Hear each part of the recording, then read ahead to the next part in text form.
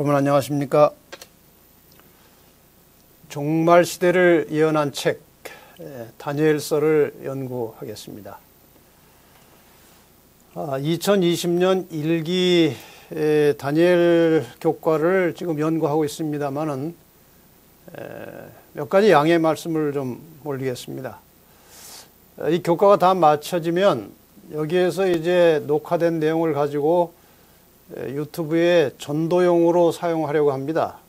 그래서 제가 강의할 때 단순한 강의식으로만 아니고 때로는 이제 전도의 식으로 할 수도 있을 것이고 또 호소도 할지도 모릅니다. 그러니까 그 점에 있어서 좀 양해를 해주시면 고맙겠습니다.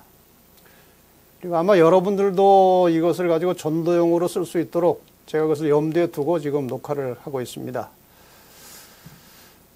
그래서 이 교과의 내용을 어떤 것들은 좀 간략하게 축소할 수도 있고 또 교과에 없는 것들을 더 추가할 수도 있습니다. 이 점에 대해서도 좀 양해를 해주시면 고맙겠고요.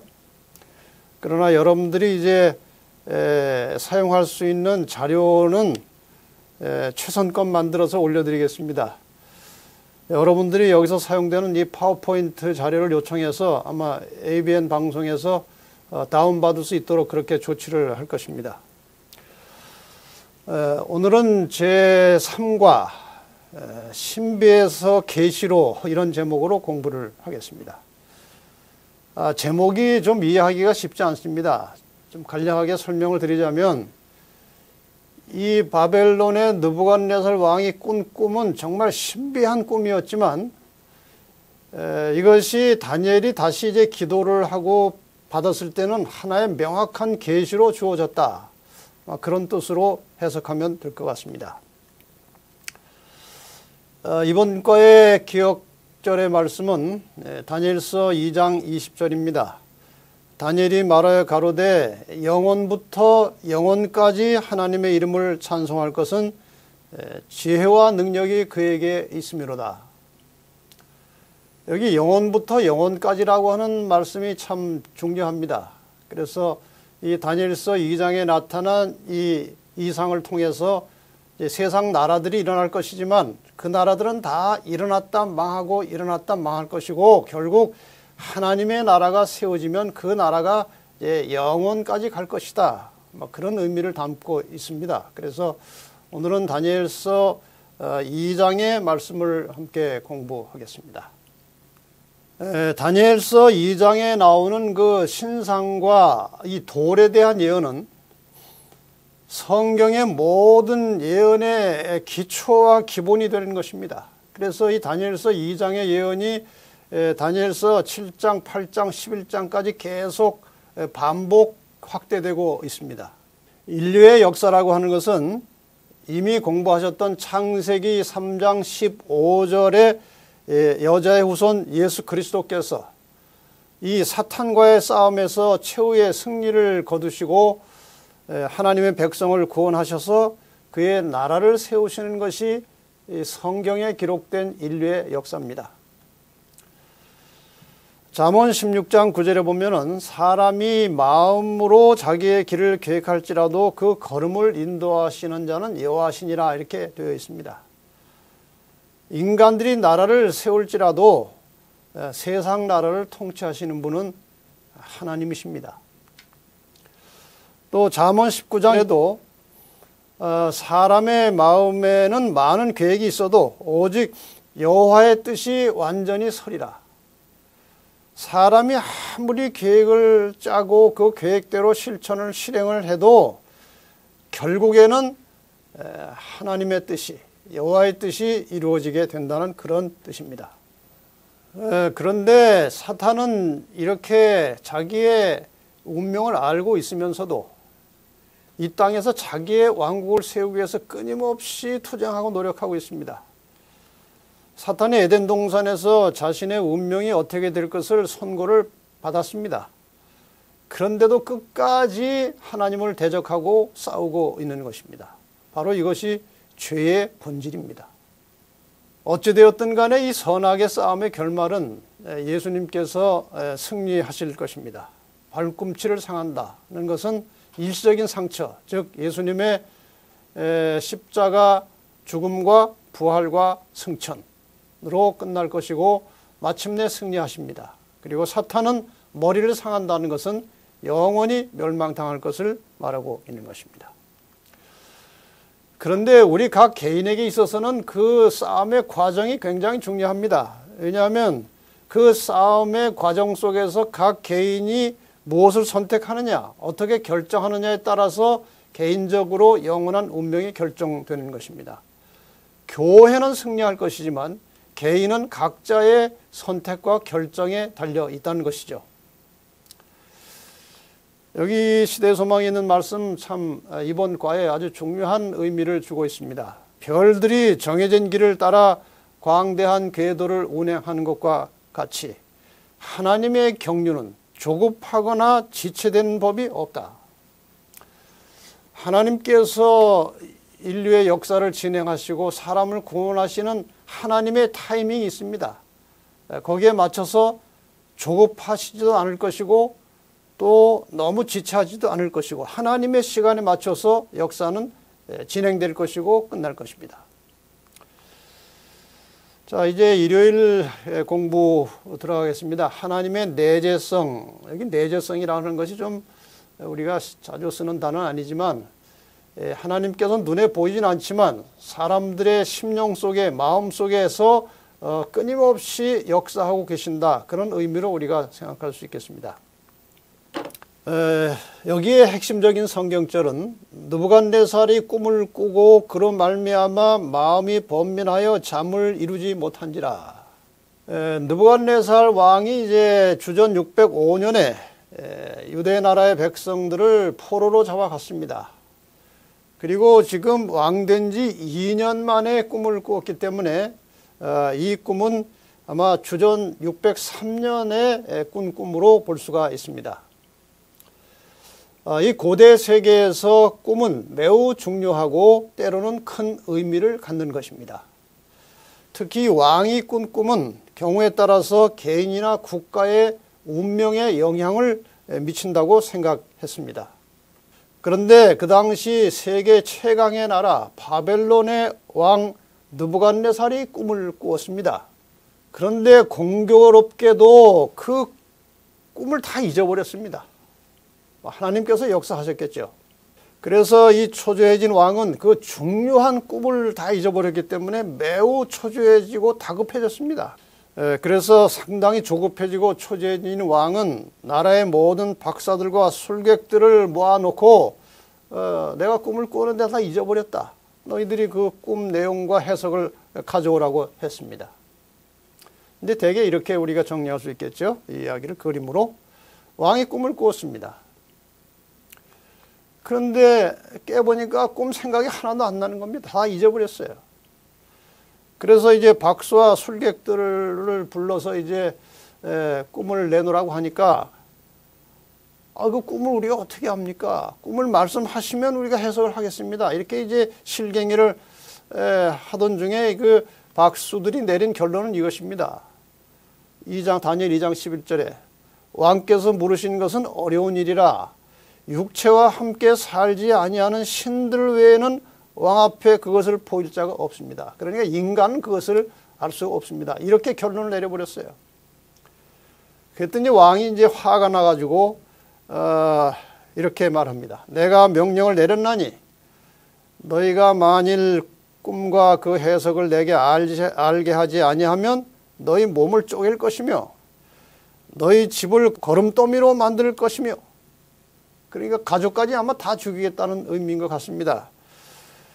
너희가 만일 꿈과 그 해석을 보이면 너희가 큰 선물과 상과 큰 영광을 내게서 얻으리라. 그런즉 꿈과 해석을 내게 보여라. 꿈과 해석을 가져오든지 죽든지 둘 중에 하나를 하라는 것입니다. 그래서 이제 뭐 왕이 한 번 말을 했으니까 그것은 법이죠, 그 당시에. 그래서 다 죽게 됐습니다. 근데 그 당시 박사과정 마치고 왕궁의 박사 그룹에 들어간 다니엘과 세 친구들도 이제 같이 죽게 되었습니다. 아마 1차적으로 이 술객과 박수들을 모았을 때 그 자리에는 다니엘이 아마 없었던 것 같습니다. 그러나 나중에 이제 그들을 다 죽이라고 했을 때는 다니엘과 세 친구도 이제 죽어야 되는 거죠. 여기 어느 만화에 이제 이렇게 그려놨는데 참 재미있습니다. 다니엘이 이제 그 시위 장관 아리옥이 와가지고 이제 죽어야 된다고 하니까 왕이 왜 이런 끔찍한 명령을 내린 거죠? 이렇게 이제 물었어요. 그랬더니 그건 말이야 하면서 이제 설명을 하는데 성경은 그것을 이렇게 기록하고 있습니다. 다니엘 2장 14절 15절. 그때 왕의 근위대장 아리옥이 바벨론 지혜자들을 죽이러 나가매, 이제 다니엘도 죽게 되는 것이죠. 다니엘이 명철하고 슬기로운 말로 왕의 근위대장 아리옥에게 물어 가로되 왕의 명령이 어찌 그리 급하냐 하니, 이게 아리옥이 이제 사정 얘기를 다 했습니다. 그랬더니 아마 이 다니엘이 그럼 내가 왕에게 좀 만나게 해줄 시간을 주면 내가 한번 왕께 이렇게 제안을 하겠다. 그래서 드디어 이제 다니엘이 왕한테 들어갔어요. 다니엘이 들어가서 왕께 구하기를 시간을 주시면 왕에게 그 해석을 알려드리겠습니다. 이렇게 했어요. 그랬더니 왕이 지금 안 그래도 이제 말을 해놓았고 박수와 술객들은 다 죽게 됐는데 다니엘이 그 꿈과 해석을 가져오겠다고 하니까 일단은 이제 안심이 되었습니다.